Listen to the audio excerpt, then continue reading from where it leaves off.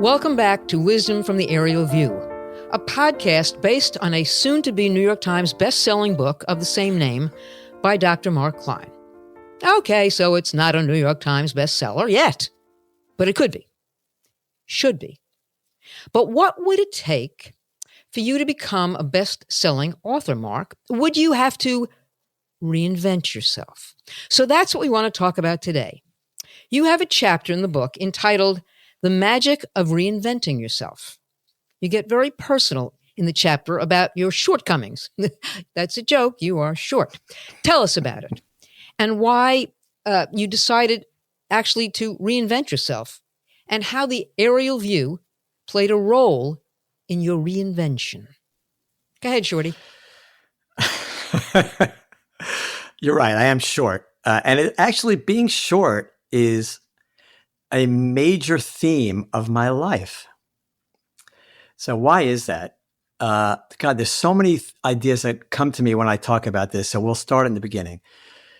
When I was very young, I was always the shortest boy in the school, in our class, and very often the shortest kid in general. The girls were towering over me for many years. And I remember that. And I didn't like it one bit. Remember we'd line up size order. I don't know who had that idea, but when I think about it now, why would size order make a difference? But they did. They lined us up in size order all the time. Yes, they did. And guess who was first? Right, me.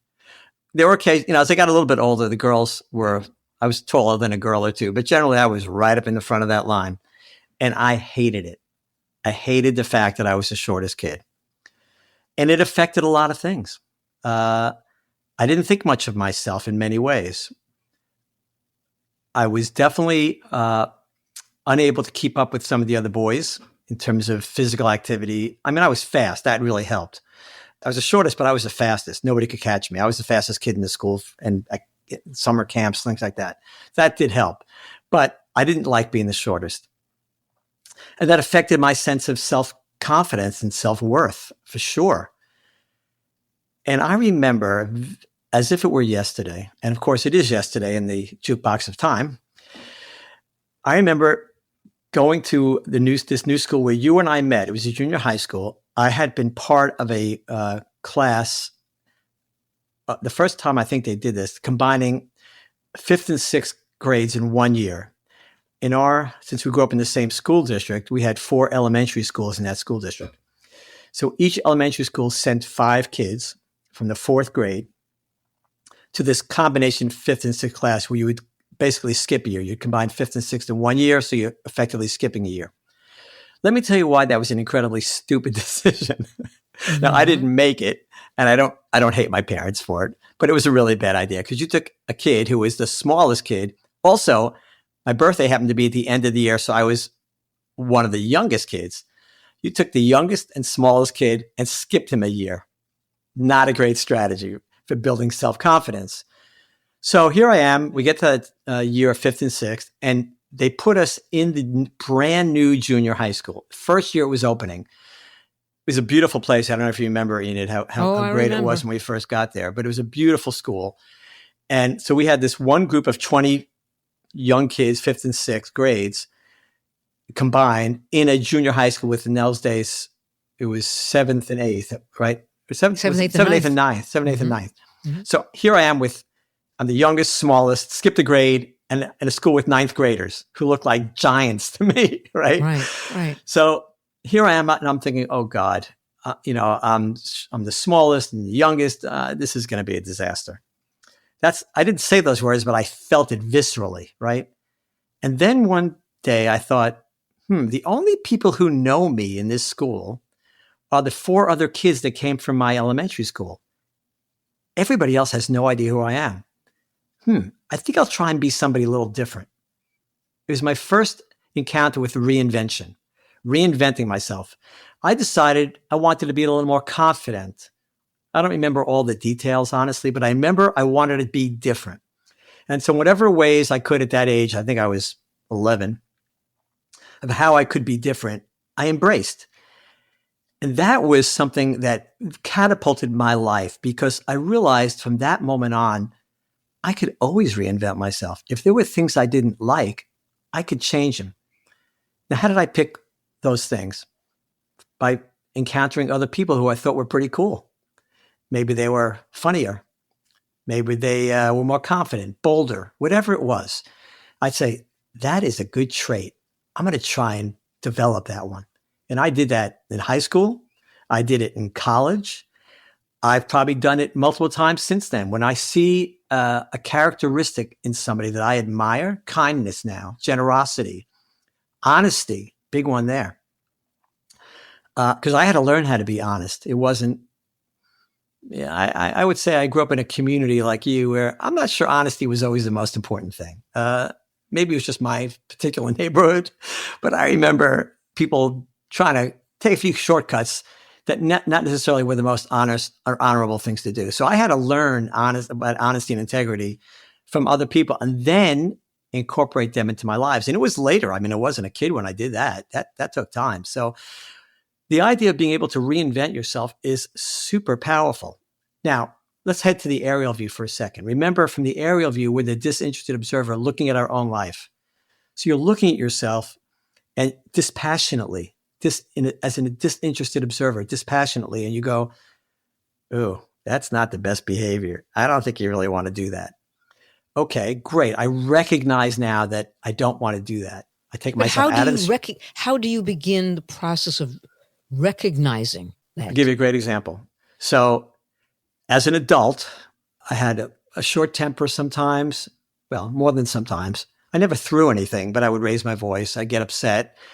And I'd get into these arguments, these heated discussions, you might say, with people. And then once I recognized this concept of the aerial view and I was able to pull myself off the page and view myself dispassionately, I'd say, well, whoever that guy is in that conversation, he's a jerk. Oops, that's me, right? I need to fix that. I need to work on that. And so then I would say, I'd look at somebody else I knew who, I have a good friend of mine, he's a lawyer. I've never seen this guy lose his cool, ever. I'll tell you, this is a great story. So we went to play tennis together. This is a long time ago. We went to play tennis together and we get to the public tennis courts and there's a sign on the court that says 1 hour limit. Okay. We get there at about 5 to 10 or 5 to 11, whatever the hour was to play. There's nobody there. So we said it was kind of silly to wait till 11 to get on the court. So we'll just get on the court now. So 10 minutes later, these other guys show up and they go, or 5 minutes later, it's 11 o'clock. Your time is up. We said, no, we just got on. There was nobody here. We just got on. And they go, well, sorry, it's 11 o'clock. You have to change. We said, no, we could have sat outside and waited the 5 minutes and had the full hour, but that would seem kind of dumb. So since nobody was here, we started 5 minutes early. Well, we don't believe you. You have to get off the court. So I get angry because this is so ridiculous. And we're right. We're very honorable people. We're not cheating. We've been here 5 minutes. We weren't going to sit outside the fence and wait that 5 minutes to get inside. And so I start getting into discussion with some guy who's, of course, guess what? Bigger than me. Yeah. And this isn't going particularly well. And my friend, the lawyer, steps in and very calmly and coolly settles the situation and says, come on, Mark, we're going to go. I go, what do you mean we're going to go? We're right. Doesn't matter. Yes, we're right. We're going to go. It's not worth it. And he very gently guides me off the court and we walk away. And two things hit me. One is, this is so unfair.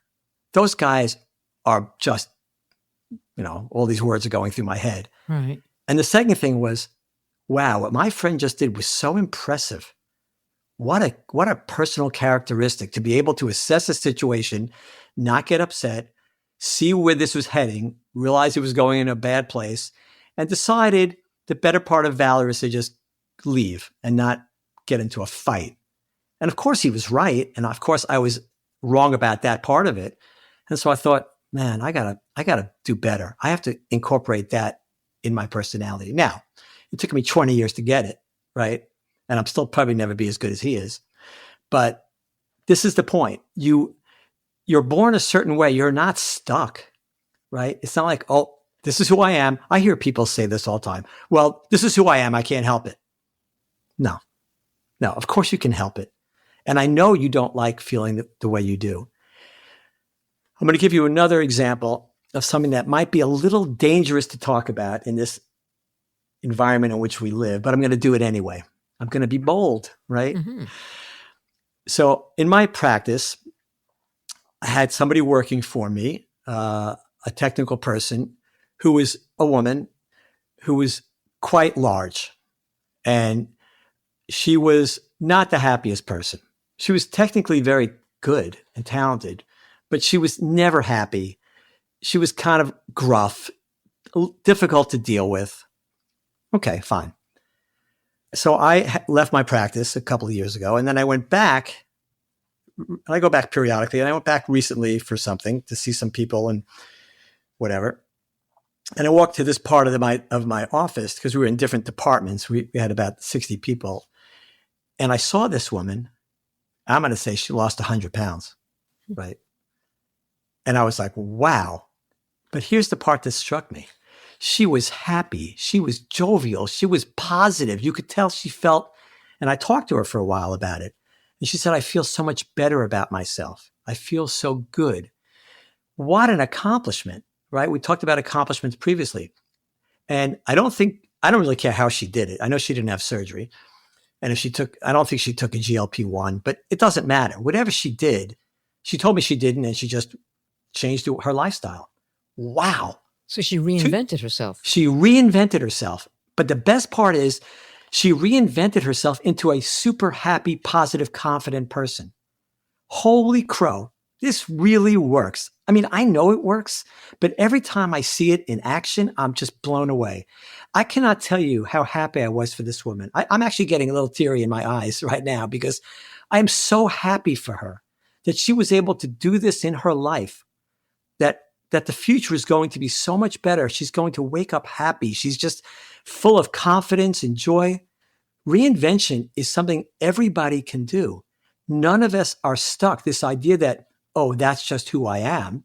No, that is a cop-out. Do you have to make the conscious decision, however, to reinvent, or does it come organically? How does one get there? If, for example, there's something about yourself you're not happy with, you have been told whatever it is you're doing is not a good thing, do you then sit back and say, all right, what do I do to change it? How do I do it? Or do you take a good look at yourself and understand the mechanisms of what you were doing that needed to be changed? So how do you go about the reinvention? Well, if it was so easy, everybody would do it. So obviously, there's a lot of people who are unhappy in their lives. They're unhappy about who they are. They don't like their persona very much, or as much as they should. They're not proud of themselves. And most of them don't do anything about it because it's hard. So we talked previously about having to give people tools. So I can say, oh, reinvent yourself. Just go ahead and do it. Well, how? So you need the tools to do it. The first tool, the most important tool, is that it's possible. See, most people don't realize these things are possible. That's why they say, I am who I am. That's who I am. I'm dumb. I'm unhappy. Untalented. Again, we talked, nobody's uniquely ungifted. That's a myth, right? Everybody has some talent and the ability to become good at something. Everybody. So the first thing is you have to give people the confidence that it is possible. This is tool number one. You can do this. I'm going to show you how. I'm going to show you examples of people like the person I just talked about. These people are everywhere. I'm going to digress for a minute and talk about something that maybe many people already know. I didn't know it for a long time. And that is, if you're in a room full of 20 people and you're concerned about something, let me make it easier. Let's say you're in a classroom. You're a student, high school, college, whatever, even younger. And you're in a class of 20 people and you don't understand something. 100%, there's at least a handful of other people in that room that don't understand the same thing. And you might be afraid to put your hand up, but as soon as you put your hand up and say to the teacher, I don't understand, a bunch of other people are going to go, oh, thank God he asked that question or she asked that question, right? This is universal in all of life. When you find yourself embarrassed about something, there's probably about 27 million people having that same emotion at that exact time somewhere on this planet. probably more. So there's nothing new under the sun. There's nothing that we experience that millions of other people haven't experienced or are experienced at that moment. That should be very comforting also to people, that not only is nobody uniquely ungifted, nobody experiences something that other people haven't experienced, whether it be an emotion, an event, anything. You're in good company. So that's number 2 tool, that hey, you're not alone. There's millions of people in the same boat you are, probably hundreds of millions, lots and lots of people. So that's also very comforting. So to know that you're not alone, I think in any situation is very helpful. Number 2, that this is doable, that people can reinvent themselves and do it every day. In fact, most of the famous people you know, whether they be business people, politicians, actors or actresses, the really good ones have all reinvented themselves. I'll give you a great one, just popped into my mind at this very second, right? One of the most famous people on the planet, Taylor Swift, right? Taylor Swift was a country music singer. And she said, I think I can grow my audience and be more successful and maybe even give myself more personal fulfillment if I branch out and do pop stuff. I don't even know what you call it. I'll just call it pop stuff, but because obviously I'm not into the let's shake current it off. music thing. I love it. I do like that song. Anyway, so she reinvented herself, right? Sure.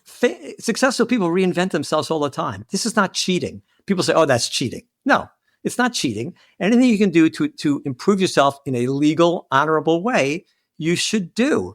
So what my friend who gently guided me off the tennis court so I didn't get myself beat up, which is what would have happened. I looked at that and I said, that's a good trait. My college roommate, who's still one of my closest friends, he doesn't get upset about anything. He's a super calm guy. And I watched him and I went, wow, that's pretty good. I got to learn how to do that. So we constantly have the ability at any age, I don't care how old you are, you can always reinvent yourself, always. And the trick is to remember, A, it's possible. And there's about 1 billion examples on the planet. 2, you're not alone in your feelings. People are experiencing the same things you are, the emotions of inadequacy or embarrassment, whatever you're feeling. Hundreds of million people are feeling that also. You're not alone. This is all doable. You just have to understand that it's possible and how to do it. And it's one step at a time. We're not going to reinvent ourselves overnight, but you have to understand that it is possible. You are never stuck. That's the biggest thing. To understand that you're never stuck, to me, is the biggest thing to appreciate if you're going to go down this road. And corporate America, of course, has reinvented itself from Coca-Cola to Facebook is now Meta. There's an article just the other day in the paper that struck me. It was about Sesame Street. Everybody knows Sesame Street, this venerable organization, this entity that everybody we grew up with, our children grew up with. I must be honest and tell you, I serve on the board of Sesame Street, on an advisory board. And I was reading the paper, much to my dismay, that they are having to reinvent themselves. Why? Children are not watching it anymore. They don't think it's relevant anymore. There's too many other children's programming now that seems to, strike a better chord to these kids. And the conversation is, how does this venerable entity called Sesame Street reinvent itself? And yet they are. Part of it is about being more controversial, which is troublesome. But it's interesting that not just people can reinvent themselves, that maybe everybody and everything is reinventing itself. But if they do it, if we do reinvent ourselves, we need to do it for the better, not for the worse. Obviously, you've reinvented yourself. You're no longer playing tennis. You're now playing pickleball. You've reinvented yourself. I do not play pickleball, by the way. Is that right? Are you still playing tennis? No, of course not. Yeah, no, just kidding. Too old. Yeah. But I think reinvention is very important. I think, go over those points one more time. I think they bear repeating about what do we do? What's the process of reinventing ourselves? First, we have to understand that we might need some reinvention. So go over those points one more time, if you would. Here's how you know reinvention can help you. If you're not thrilled with who you are, right? If you don't wake up and go, I am so glad I'm me, today, and I just love the way I am, then there's probably room for reinvention. And if you do wake up that way, but the person who wakes up next to you or your friends or your coworkers don't agree with you, then you probably also need some reinvention. Right. So, Right. okay, that's number one, the recognition. But the second thing is to, again, recognize that you are never stuck. An old dog can learn new tricks at any age. I think I told you I started playing piano about 8 years ago. And when I was first learning, I am not making this up. I could feel pain in my brain as the new grooves, the new connections were being made that allowed my left hand, my right hand to behave separately. So there's no time in your life that you cannot learn until the very end. You can learn. But you have to work at it too. I guess you have to work at it. It takes effort. You have to work okay, at well, it. This podcast is never going to say it's easy. Right. You don't have to do anything. It'll just come to you naturally. You're never going to hear that on this podcast. Unfortunately, it's not the way it works. Remember, we're evolving. That implies effort. You have to put in effort. But nobody wants to put in effort if they think they're not going to succeed.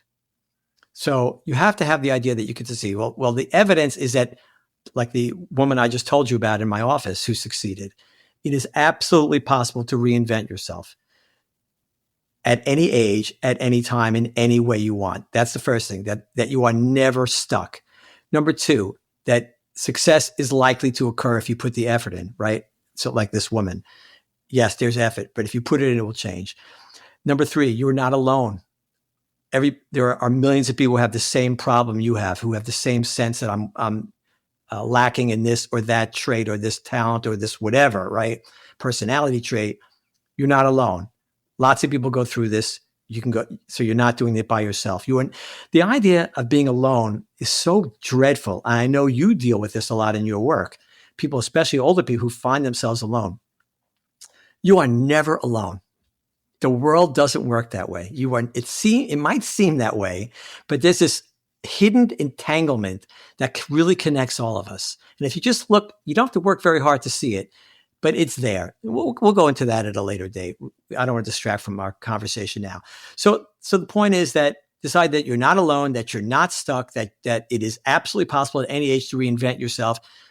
Don't bite off more than you can chew. I mean, at my age, I'm not going to become a 3-point shooter for the New York Knicks. It's just not going to happen. So you have to be a little realistic, but we're not talking about things like that. We're talking about creating a persona that you're proud of too. That you're proud of, that you feel good of. Exactly. Yeah. Yeah. I'm a great lover of John Lennon. May he rest in peace. And one of the greatest songs I think ever written was Imagine. And I use that in my life. I have actually signs all over the office here that says Imagine, because it's about imagine. I guess when we talk about imagine, there's no hunger. But the process of imagination, seems to me, is part and parcel to reinvention. I can imagine what I should be like. I could imagine how I could be better. I could imagine that there is no hunger. And to do that, frankly, we have to reinvent a lot of things. The other thing that has brought some meaning in my life is the word courage. We can end hunger, for example. We just need the courage to do so. There's more than enough food to feed every man, woman, and child. We need the courage to do that. We need the imagination. And perhaps we need to reinvent ourselves in order to do that, to make this world a better world. I'm getting really philosophical because I think it's important to do that. I think reinvention is something that we need to think about every single day, because to me, it means making things better. I agree. So interesting you brought up John Lennon. Imagine, last night I was watching this show, I think it was on Apple TV, 1971, the year that changed music. And of course, who was on last night? John Lennon with singing Imagine. How about that? There you go. Well, connections. We're going to talk about this at length one day because this is fascinating. But yes, I agree with everything you said. You do have to have some imagination. But my point is that it's not hard to get. Just look around. Everybody you've seen that's successful has reinvented themselves. They haven't told you. I mean, I've admitted it because I'm an open book. I'm willing to tell you anything. I'm just trying to help you, right? So I don't have any secrets. So yes, I imagined this tiny little kid I was at the age of 11 or so to be something else. I reinvented myself because I didn't like the way I felt. I didn't like who I was. And I've, up until not too long ago, Enid, I still didn't like who I was. And I will tell you something else. There were days I end the day. I think I've told you this. I think I have, that I kind of grade myself every day. I don't do it as often as I used to, but when I was working, certainly as a doctor up until a short time ago, I graded myself every day. And the grade was, how many people did I help today? It's a little harder now because now that I'm not seeing all these patients every day, I have to kind of go out of my way a little bit sometimes to help people. Although before this podcast, I was helping another patient, even though I'm not practicing at the moment. So this idea of reinvention is continuous, as you said. It goes on until you create the persona that you feel good about. So now, most days I'm thinking, okay, my temper's better. I try to be kinder. I try not to judge people. All these things that I've worked on for years to reinvent myself, to be a better person. It's possible for everybody. Yes, you have to imagine it, but imagining it, if you don't believe it's going to succeed, doesn't work. For instance, I'll give you an example. You just talked about one of the last episodes. You talked about trying hypnosis for your phobia about flying, and it didn't work. I'm going to guess. I'm not surprised it didn't work for you because I know your personality, right? So, no, I'm not surprised it didn't work. You have to believe that something's going to work for it to work, and you probably thought, this isn't going to work. And it didn't. Yeah. And this is the reason why a lot of therapy for anxiety doesn't work. Cognitive behavioral therapy, one of the more successful forms of treatment for people with anxiety that psychologists utilize. It's a great program, and half the people fail. And I think, I don't have the evidence for this. And if a psychologist is listening to this, they're welcome to call me or email me and tell me I know nothing. But I think the reason it doesn't work is the same reason hypnosis didn't work for you. The phones are ringing off a hook right now. Yeah, go ahead. It's because they don't believe it's going to work. It's the same thing here. You have to believe. You can imagine it, but you have to believe it. And what we're trying to talk about today is there's good reason to believe it's going to work. It's worked for a zillion other people, a lot of whom you see every day on TV or in the movies who've done this. They've reinvented themselves. It's possible because you're no different in many ways than all the other people who are feeling the same inadequacies and issues that you're having. You're not alone. This is something that can be done at any age by anybody. So now once you have the belief that says, okay, I believe it. It works. Not only did Mark and Enid tell me this, but now that I look around, I see it. Yeah. Taylor Swift and a host of other people have reinvented themselves. Wow. And on a more personal level, my cousin, she used to be difficult. She's sweet as could be right now, or she was always sad. Now she's happy, whatever. There's evidence all around you. So you have to have that belief that this is going to work. And so what I'm saying today and what you and I are trying to say is that, yes, it does work. You can do it. And here's the evidence, right? Here's the proof. So go out and give it a shot. You're going to succeed. I promise you're going to succeed. There's no reason that you cannot reinvent yourself. Maybe not becoming 180 degrees different than you were overnight. That's not going to work. But piece by piece, you can rebuild it and become anybody you want. When you do that, heading back to what we talked about previously, accomplishments will follow. One of the reasons people have trouble with accomplishments, we talked about them previously, because they don't believe they can do it. Well, once you reinvent yourself to the person that you're proud of, then accomplishments become much easier. And then once you accrue those accomplishments, you are zooming down the highway. So first, reinvent yourself if you need to, and most of us do need to in some ways, and then watch the accomplishments begin to grow. And, we always say success breeds success. You get one accomplishment, you're going to have 10 more. It's just the way it works. So that's the purpose of this discussion we've had today and previously about accomplishments. Yeah, and it's interesting because when there are obstacles in the way, you have to realize there's something you can do about it. On that note, I like to end today's podcast with your words. The last sentence in the chapter on reinventing yourself, to me, says it all. And I'm going to quote you. We are sometimes trapped by circumstance, but far more often by a failed imagination. Thank you, Dr. Klein. And we'll all see you next time. Thank you, Enid. Thank you, everybody.